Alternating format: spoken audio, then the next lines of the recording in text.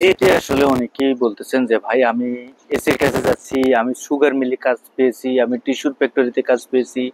আমি বিভিন্ন ধরনের কাজের যে ক্যাটাগরিগুলো সেই হিসেবে অনেকেই কিন্তু যাচ্ছেন বা যাওয়ার জন্য চেষ্টা করতেছেন, অনেকেই ভিসা পাচ্ছেন। দেখেন, আপনাকে একটি বিষয় লক্ষ্য রাখতে হবে যে আপনি যেখান থেকে ভিসাটা পান না কেন বা যেই জায়গা থেকে আপনি যে কাজের উদ্দেশ্যে যান না কেন, কোনো দেশই কিন্তু খারাপ না। মূলত